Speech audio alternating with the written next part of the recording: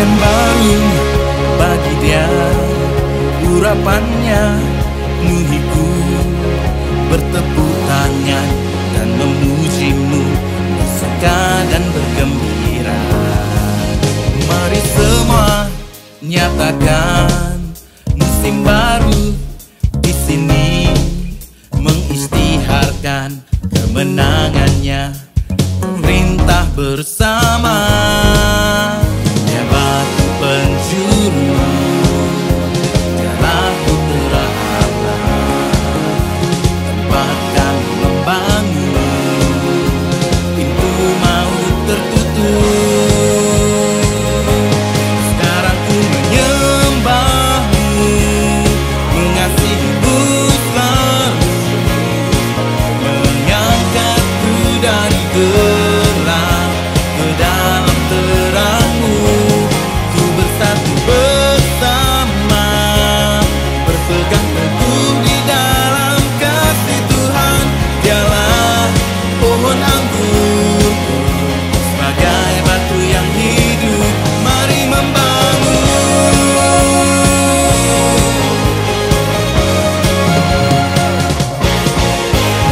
semua menyatakan musim baru di sini, mengisytiharkan kemenangannya, memerintah bersama.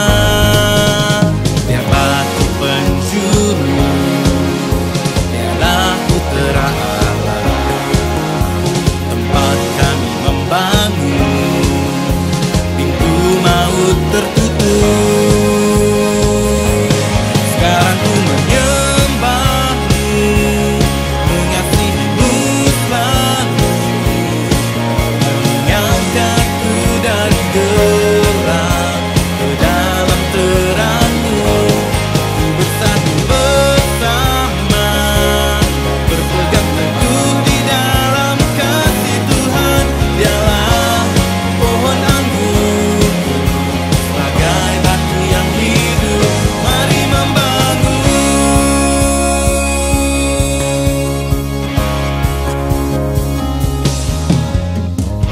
Ku membangun kebenaran, menghancurkan dosa dengan kuasa salibmu. Bangkitkanku dengan kuasamu, kekuatanku menjadi laskar perkasa. Sekarang ku menyembahmu, mengasihimu selalu, mengangkatku dari gelap ke dalam terangmu. Bersatu bersama, berpegang teguh di dalam kasih Tuhan. Dialah pohon anggurku, sebagai batu yang hidup, mari membangun. Mari kita membangun, bersatu hati bersama, untuk mempersembahkan hidupku padanya.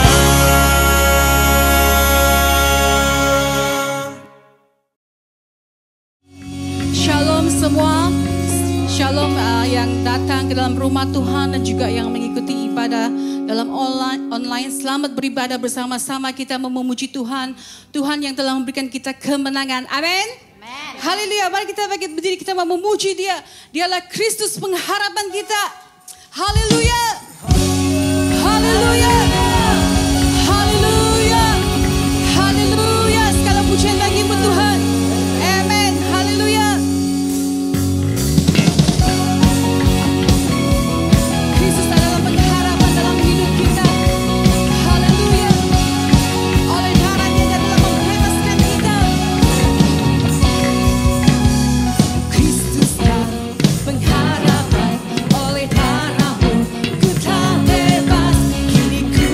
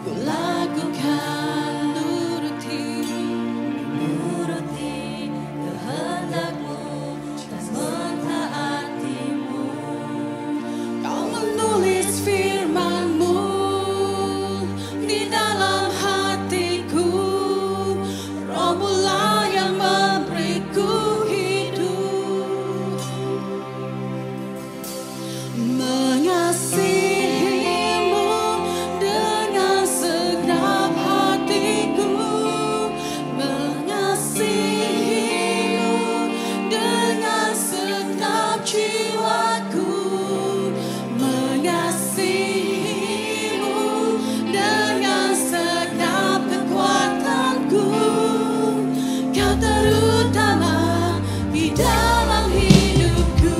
Sungguh Tuhan, Engkau terutama dalam hidup kami. Engkau terutama Tuhan dalam hidup kami.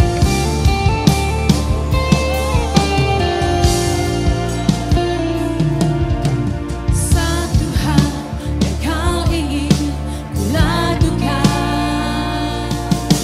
menuruti kehendak-Mu dan mentaati-Mu.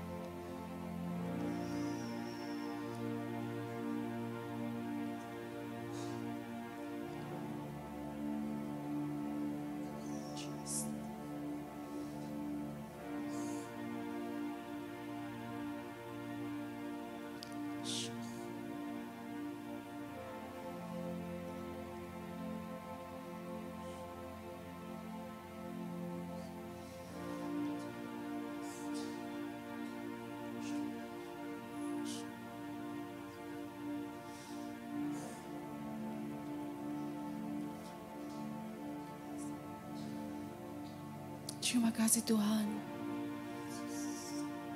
Kuasa-Mu yang memenuhi kami. Hadirat-Mu yang memenuhi kami. Terima kasih Tuhan. Terima kasih buat kebaikan-Mu, hadirat-Mu. Kami bersyukur kepadamu ya Tuhan. Terpujilah nama-Mu. Di dalam nama Tuhan Yesus, kami menerima kuasa-Mu. Kami menerima kesembuhan-Mu. Kami menerima hadirat-Mu. Di dalam nama Tuhan Yesus. Semua yang percaya katakan, amin. Beri kemuliaan bagi Tuhan kita. Amin. Haleluya.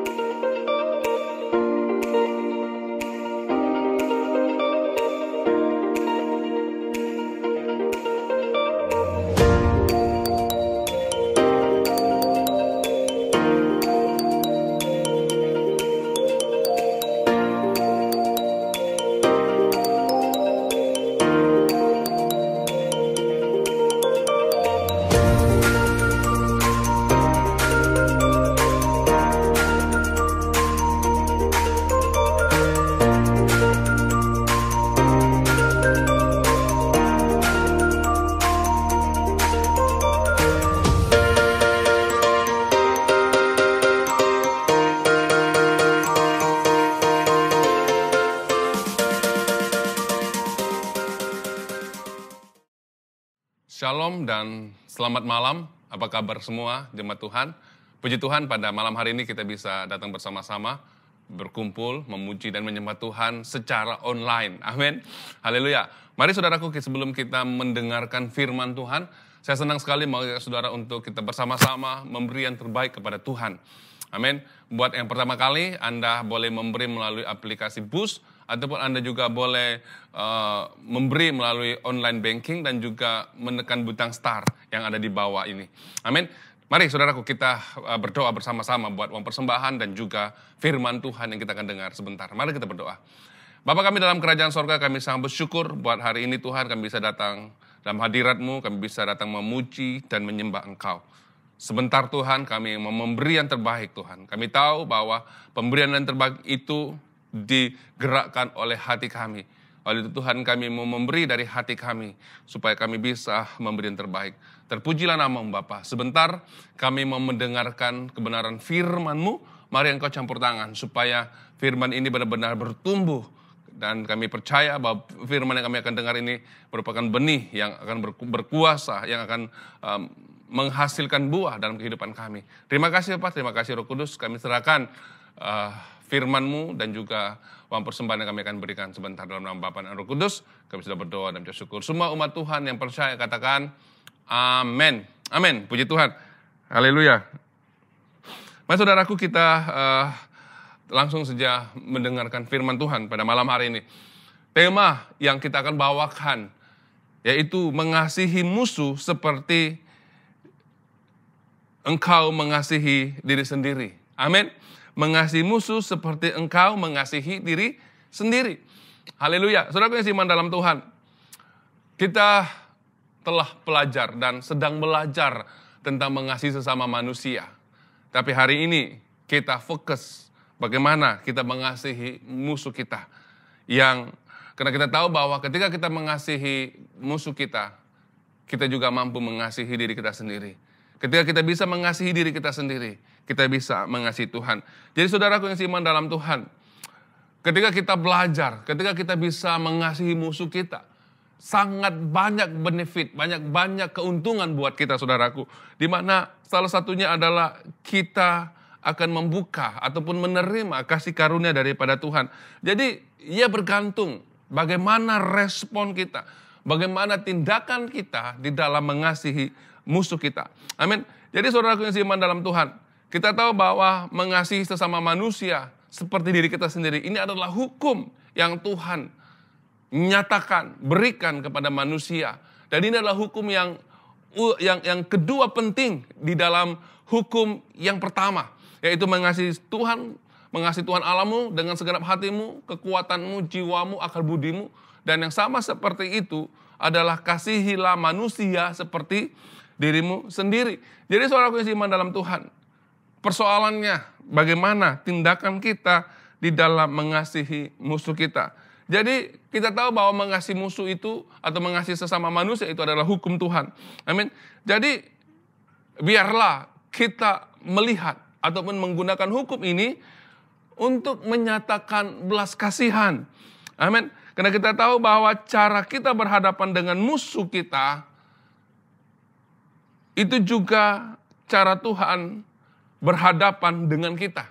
Kalau kita berhadapan dengan musuh kita dengan cara yang menurut pandanganmu, cara menurut apa yang kamu rasa benar, saudaraku yang seiman dalam Tuhan, apa yang kita pakai, apa yang kita ukur, apa yang kita gunakan untuk menghakimi atau menghukum musuh kita, cara itu juga yang Tuhan pakai untuk menghakimi dan menghukum kita. Maka saudaraku, ini sangat penting. Bagaimana kita menyatakan belas kasihan melalui hukum Tuhan. Kita baca saudaraku dalam Yakobus pasal 2 ayat yang ke-12 hingga ayat yang ke-13. Bunyi firman Tuhan. Berkatalah dan berlakulah seperti orang-orang yang akan dihakimi oleh hukum yang memerdekakan orang. Sebab penghakiman yang tidak berbelas kasihan akan berlaku atas orang yang tidak berbelas kasihan. Tetapi belas kasihan akan menang akan atas penghakiman. Saudara yang seiman dalam Tuhan, dalam ayat ini memberitahukan kita bahwa hukum Tuhan diberikan kepada kita supaya kita mengalami pertobatan, perubahan. Karena kita tahu bahwa manusia perlukan hukum Tuhan untuk berubah, untuk mengendalikan kehidupan mereka supaya mereka tahu mana yang harus dibuat, mana yang tidak seharusnya dilakukan. Namun kalau kita lihat saudaraku hari ini, orang-orang Kristen ramai yang menggunakan hukum Tuhan untuk menghakimi saudaranya. Karena mereka tidak dapat melihat kesalahan mereka, tetapi mereka melihat kesalahan orang lain, ataupun orang yang mungkin menyakitkan hatinya, ataupun orang itu adalah musuh mereka. Mereka menggunakan hukum Tuhan untuk menghakimi orang itu. Karena ada perasaan rasa diri benar. Dan mereka tidak menggunakan hukum ini untuk menyatakan belas kasihan. Seperti Tuhan menyatakan belas kasihan melalui hukumnya kepada manusia. Jadi saudaraku, kita lihat ramai orang Kristen hari ini, mereka sentiasa mencari kesalahan sesama mereka. Dan mereka dengan sewenang-wenangnya menghukum mereka sehingga mereka rasa diri benar dan orang yang dihukum itu terasa minder ataupun rasa tidak ada kepercayaan diri dan tidak ada pengharapan lagi. Maka saudaraku yang seiman dalam Tuhan, Tuhan mau untuk kita berhadapan dengan musuh kita. Kita menggunakan hukum itu yaitu dengan melalui belas kasihan. Supaya apa? Melalui hukum yang Tuhan berikan kepada kita, kita nyatakan dan kita kerjakan keluar supaya mereka atau musuh kita itu bisa kembali bertobat. Amin saudaraku, kalau kita lihat di dalam perjanjian baru ada peristiwa. Dan saya percaya bahwa setiap kita yang percaya, orang-orang telah mendengar peristiwa ini, yaitu di mana seorang wanita berzina, yang kedapatan berzina, dibawa oleh orang-orang Farisi, ahli Taurat, dan juga orang ramai pada waktu itu datang dibawa kepada Yesus. Dan dia bertanya, menurut hukum Musa, wanita yang kedapatan berzina ini harus dilempar dengan batu. Jadi orang-orang Farisi ahli Taurat ini mau mendengar apa jawaban dari Yesus. Kita lihat saudaraku, ketika Yesus mendengar pertanyaan mereka, persoalan mereka tentang hukum ini, Yesus menulis, membungkuk dan menulis di tanah.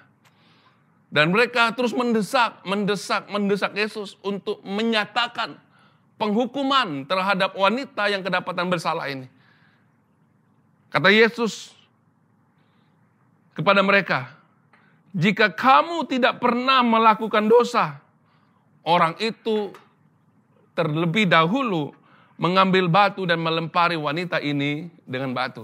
Saudaraku, apa yang terjadi setelah peristiwa itu? Apa yang terjadi setelah Yesus berbicara seperti ini? Satu persatu, orang yang muda sampai yang tua meninggalkan Yesus. Dan wanita ini dan satu orang pun tidak ada di situ. Apa yang Yesus nyatakan? Apa yang Yesus katakan? Yesus dengan hukum yang ada mengasihi wanita yang berdosa ini. Dan dia katakan kepadanya, pergilah, aku juga tidak akan menghukum kamu. Tapi jangan melakukan dosa lagi. Jadi hukum yang digunakan oleh Yesus adalah hukum yang menyatakan belas kasihan. Supaya wanita ini bertobat dan tidak melakukan kesalahan lagi. Makanya saudaraku yang seiman dalam Tuhan. Di sini kita lihat bahwa manusia dibebaskan karena hukum Tuhan. Disertai dengan belas kasihan. Bukannya untuk menghukum, menjatuhkan. Atau membuat orang itu tetap hidup di dalam rasa bersalah. Maka saudaraku yang seiman dalam Tuhan, saya ingin mendorong teman-teman, inilah cara yang kita harus lakukan. Bagaimana kita melayani sesama kita. Karena ingat bahwa setiap kita ini adalah orang yang berdosa. Maka ketika Yesus memberitakan orang yang ada di situ pada waktu itu, jika ada di antara kamu yang tidak pernah melakukan dosa, dan tidak berbuat dosa, orang itu pertama melempari wanita ini dengan batu. Akhirnya mereka pergi. Tidak satu pun yang tinggal. Dan saya percaya bahwa saudara dan saya juga adalah orang yang berdosa. Maka kita tidak layak menghakimi mereka. Tetapi kita menggunakan hukum Tuhan untuk menyedarkan. Karena adanya belas kasihan yang ada dalam kehidupan kita. Jadi saudaraku yang seiman dalam Tuhan, jika kita menggunakan hukum Tuhan untuk menghakimi orang lain, dengan tujuan menjatuhkan dan membinasakan, dengar saudaraku, Tuhan juga akan menggunakan hal yang sama terhadap saudara. Makanya saudaraku ini sangat penting. Mengasihi sesama manusia, mengasihi musuh kita. Yaitu dengan menggunakan hukum, dengan disertai dengan belas kasihan. Supaya mereka juga bisa bertobat dan kembali kepada Tuhan. Saudaraku yang seiman dalam Tuhan, ini sangat penting. Mengasihi musuh kita akan memberikan banyak manfaat, banyak kebaikan dalam diri kita. Oleh itu saudaraku, ketika kita dapat mengasihi musuh kita, salah satunya adalah ia menyatakan bagaimana kita mengasihi diri kita sendiri. Kalau kita tidak bisa mengasihi musuh kita, sesama kita manusia, tidak mungkin saudara bisa mengasihi dirimu sendiri. Mungkin kamu katakan bahwa saya mengasihi diri saya. Saya perhatikan diri saya merawat hati saya merawat pemikiran saya cintakan diri saya. Tetapi jika saudara membenci saudaramu, saya ingin memberitahu saudara tidak mengasihi diri sendiri. Maka saudaraku yang seiman dalam Tuhan, ini harus kita perhatikan. Ada seorang presiden Amerika menyatakan satu statement, yaitu Richard Nixon. Ini bekas presiden Amerika pada tahun 1969. Dia berkata, jika ada orang yang membenci kamu, kamu telah menang atas mereka. Kecuali kamu membenci mereka kembali dan ini akan menghancurkan diri kamu sendiri. Wah, ini satu pernyataan yang benar-benar menyusuk atau benar-benar menyedarkan kita. Saya ulangi, dia berkata, jika ada orang yang membenci kamu, kamu telah menang atas mereka. Saudara yang seiman dalam Tuhan, berapa banyak orang membenci kita?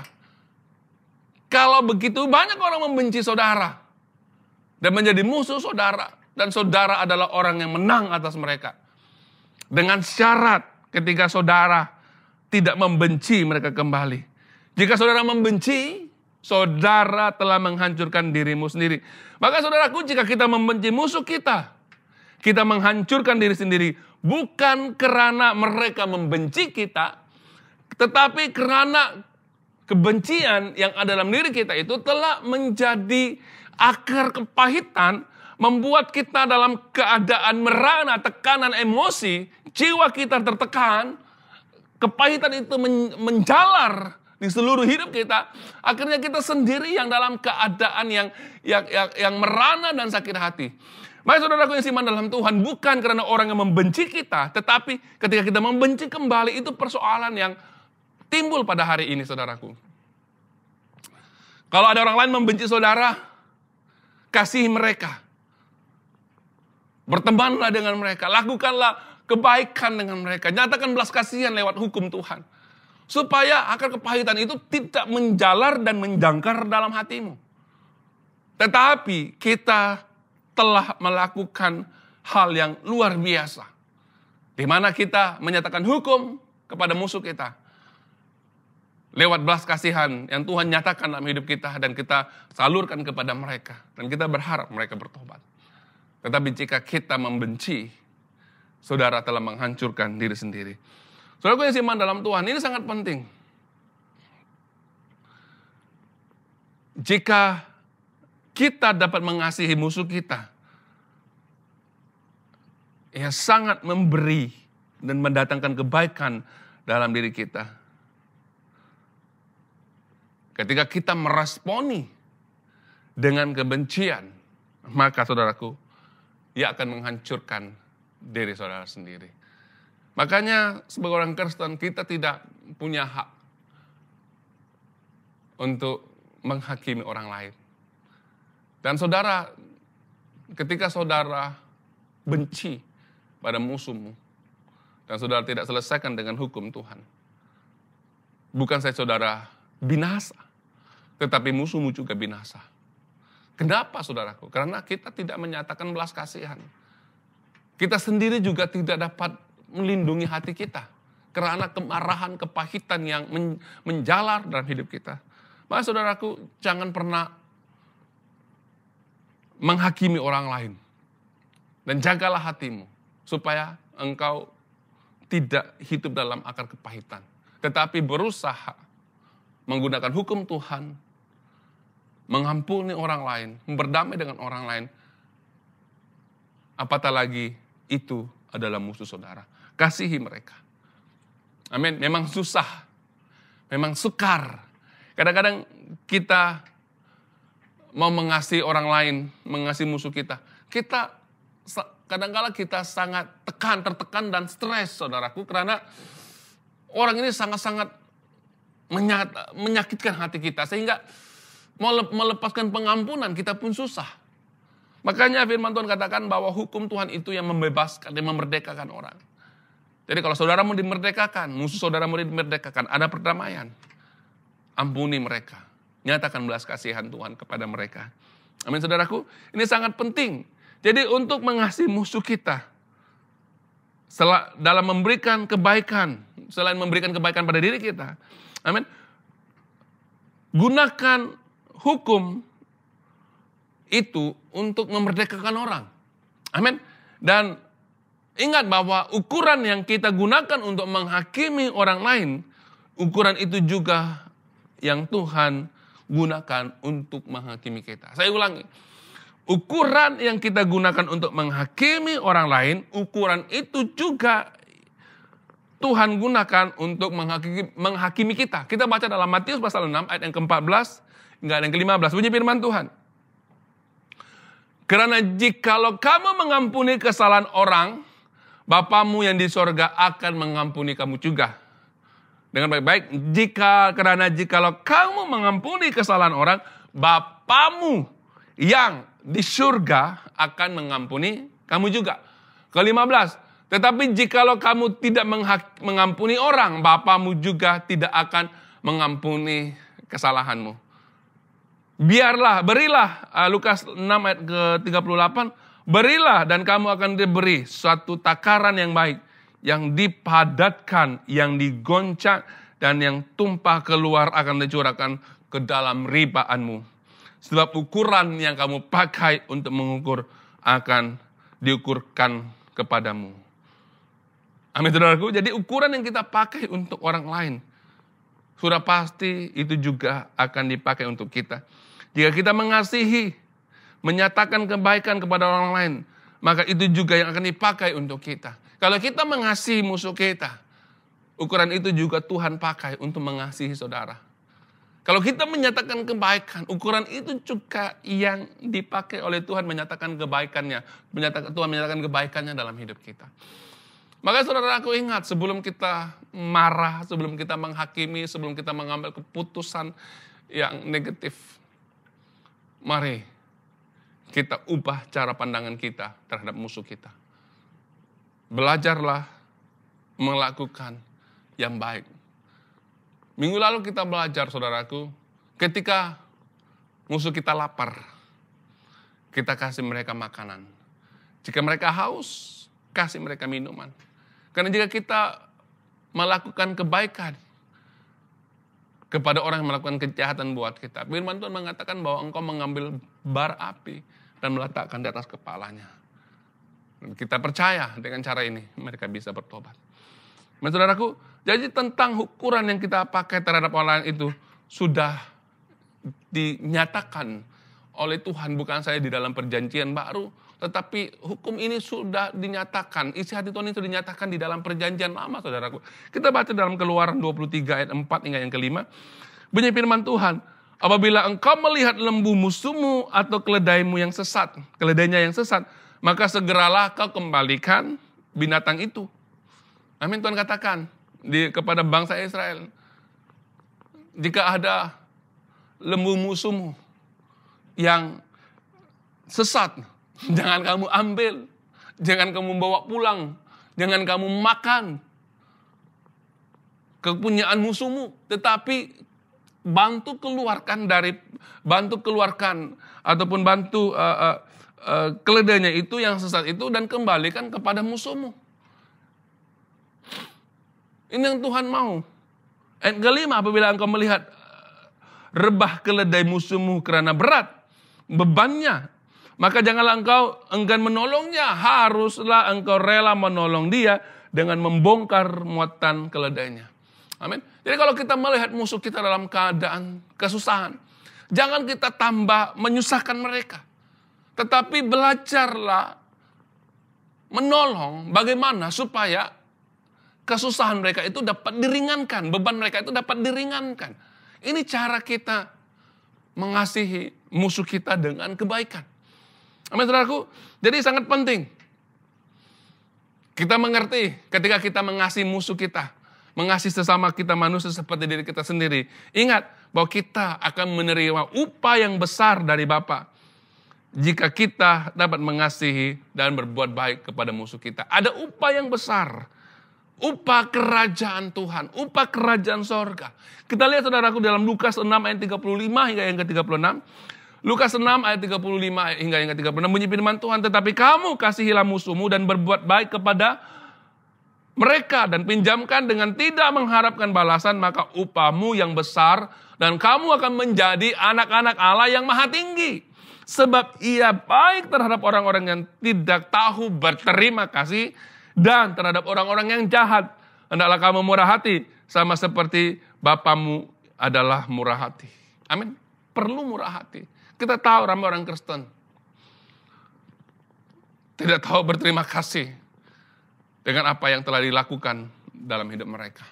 Tidak tahu berterima kasih kepada Tuhan. Tidak tahu berterima kasih kepada gereja. Tidak tahu berterima kasih kepada keluarga mereka. Tidak tahu berterima kasih kepada pemimpin dan banyak lagi. Firman Tuhan katakan bahwa jika kita berbuat baik kepada mereka, kita akan menjadi anak-anak Allah yang maha tinggi. Dan upah kita adalah upah yang besar. Dalam ayat ini Tuhan berkata, dia akan memberikan kita upah yang besar. Dia akan menjadikan kita anak-anak Allah yang maha tinggi. Dan kita dapat mengasihi musuh kita. Ketika kita dapat mengasihi musuh kita dan melakukan yang baik kepada mereka, berbuat baiklah dan saling mengasihi. Yohanes 4 ayat 7 hingga 9 mengatakan. 1 Yohanes 4 ayat 7 hingga 9. Saudara-saudara yang kekasih, saudara-saudaraku yang kekasih, marilah kita saling mengasihi. So, kasih itu berasal dari Allah dan setiap orang yang mengasihi lahir dari Allah dan yang mengenal Allah. Barang siapa tidak mengasihi, ia tidak mengenal Allah. Sebab Allah adalah kasih. Dalam hal ini, kasih Allah dinyatakan di tengah-tengah kita, yaitu bahwa Allah telah mengutus anaknya yang tunggal ke dalam dunia ini supaya kita hidup olehnya. Amin. Jadi kita adalah anak-anak Bapa. Dalam diri kita sudah ada naluri kasih Bapa. Jika kita dapat berbuat baik dan mengasihi musuh kita, maka kasih yang kita berikan itu adalah kasih yang berasal dari Allah. Sehingga mereka yang kita kasihi itu bisa kembali kepada Tuhan. Ini sangat penting saudaraku. Hari ini kita masih, jika hari ini saudara dan saya masih menaruh dendam dan kebencian terhadap sesama kita, Alkitab berkata, saudara tidak mengenal Allah. Saudara masih belum mengenal Allah. Walaupun mungkin ada di antara kita melayani Tuhan sudah puluhan tahun. Atau setia melayani Tuhan dan punya talenta yang hebat dan luar biasa di mata manusia. Tetapi saudaraku, jika bahagian tentang mengasihi sesama manusia atau mengasihi musuhmu engkau tidak selesaikan dengan hukum Tuhan. Dengan belas kasihan. Dengan pengampunan. Maka saudara tidak mengenal Tuhan. Saudara melayani Tuhan yang saudara tidak kenal. Makanya saudara simpan dalam Tuhan, jika kita dapat mengasihi sama kita, maka kasih yang kita nyatakan itu menyatakan kasih Allah di tengah-tengah orang yang kita layani. Amin saudaraku, ini sangat penting.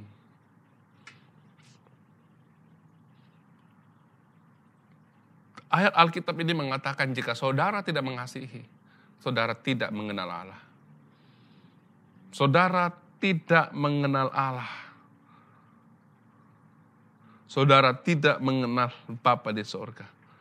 Karena setiap orang yang lahir dari Allah, itu mengenal Allah. Karena mereka saling mengasihi. Matius 5 ayat 10 hingga ayat yang ke-12 bunyi firman Tuhan. Berbahagialah orang yang dianiaya oleh sebab kebenaran, karena mereka lah yang mempunyai kerajaan surga. Berbahagialah kamu jika karena aku kamu dicela dan dianiaya dan kepadamu difitnahkan segala yang jahat. Bersukacitalah dan bergembiralah, karena upahmu besar di sorga. Sebab demikian juga telah dianiaya nabi-nabi yang sebelum kamu. Saudaraku yang diiman dalam Tuhan, kalau kita lihat di sini bahwa berbahagialah orang yang dianiaya karena kebenaran. Berbahagialah jika kamu dicela dan dianiaya dan difitnah dengan segala kejahatan. Firman Tuhan katakan bersukacitalah, bergembiralah, karena semuanya itu membuat saudara memiliki upah yang besar di sorga. Karena apa yang saudara alami, itu juga pernah dialami oleh nabi-nabi sebelum ini. Maka saudaraku yang seiman dalam Tuhan, untuk mendapatkan upah kerajaan sorga, kamu harus berusaha menjalankan keluar kebenaran, menjalankan keluar hukum Tuhan dengan belas kasihan. Dan kita berbicara tentang mengasihi sesama manusia seperti diri kita sendiri. Jadi berusaha melakukan kebenaran.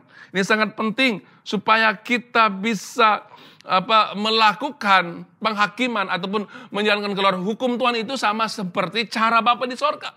Ini akan membuat kita bersiap sedia untuk memerintah bersama dengan Tuhan. Karena ketika kita menggunakan hukum Tuhan dengan kebijaksanaan dari Bapa di sorga, dengan kebijaksanaan daripada Roh Kudus, ketika kita menjalankan keluar hukum Tuhan kepada sesama kita jalankan keluar dengan belas kasihan daripada Tuhan. Kita bertindak dengan hikmat dan kebijaksanaan dari Tuhan. Makanya ketika kita melakukan hal ini sama seperti Bapa, maka kita akan memerintah bersama dengan Tuhan dengan kebijaksanaan yang ada dalam hidup kita. Amin saudaraku, ini sangat penting. Kita akan mengalahkan kejahatan dengan kebaikan. Ini sangat penting. Kita baca Roma 2 ayat yang ke-20. Roma 12 ayat yang ke-20 bunyi firman Tuhan, tetapi jika seterumu lapar berilah ia makan, jika ia haus berilah dia minum. Dengan berbuat demikian kamu menumpukan bara api di atas kepalanya. Saudaraku, sebentar yang saya nyatakan tadi bahwa kebaikan yang kita lakukan bertentangan dengan kejahatan yang musuh lakukan kepada kita.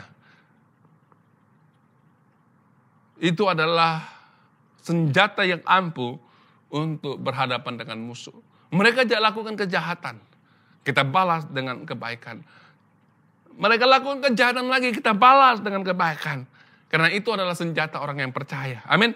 Jadi sini kita dapat lihat, saudaraku, jika kita melakukan kebaikan kepada musuh kita, kita sedang menumpukkan bara api atas kepalanya. Bara api itu berbicara pemurnian dosa dan berbicara tentang kita membuat mereka malu dan membuat mereka bertobat. Amin, saudaraku yang seiman dalam Tuhan. Firman Tuhan pada malam hari ini mengajar kita sedikit sebanyak tentang bagaimana kita mengasihi sesama manusia seperti diri kita sendiri. Terutamanya musuh kita.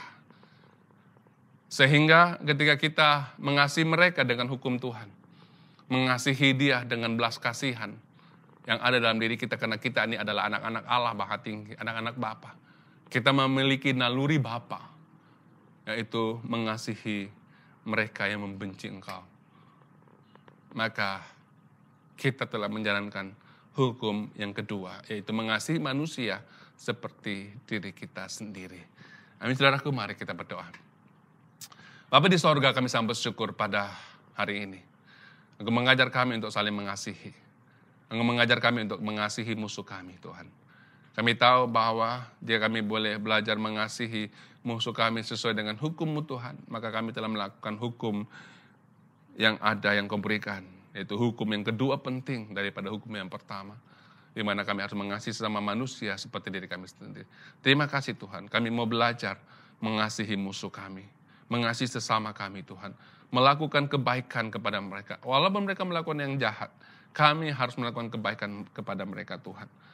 Sehingga Tuhan, kami tahu bahwa ketika kami melakukan kebaikan, ini adalah senjata yang ampuh untuk kami bisa melihat musuh kami bertobat dan kembali kepada Tuhan. Terima kasih Bapak, terima kasih Roh Kudus. Kami berdoa buat setiap kami yang hadir pada online ini Tuhan. Yang sakit Engkau sembuhkan, yang lemah Engkau kuatkan, yang susah hati Engkau berikan penghiburan. Terima kasih Bapak, terima kasih Roh Kudus. Kami serahkan firman Tuhan dan ibadah ini yang telah selesai ke dalam tangan-Mu. Mari Tuhan, biarlah Engkau campur tangan buat setiap kami yang mendengarnya. Dan biarlah kami pulang dengan kebenaran yang kami terima daripada Engkau dan memberikan kepuasan dalam roh kami. Terima kasih Bapak, terima kasih Roh Kudus. Hamba berdoa setiap kami yang mendengarkan firman-Mu akan bertumbuh dalam kerohanian kami. Ajar kami sentiasa Tuhan untuk mengasihi musuh kami. Terima kasih Bapak, terima kasih Roh Kudus, terima kasih Tuhan Yesus. Kami mau serahkan semua ini ke dalam tangan-Mu, Tuhan, firman-Mu yang telah selesai ini. Haleluya. Semua yang percaya katakan amin. Terima kasih. Tuhan Yesus memberkati. Jumpa minggu depan. Amin. Firman.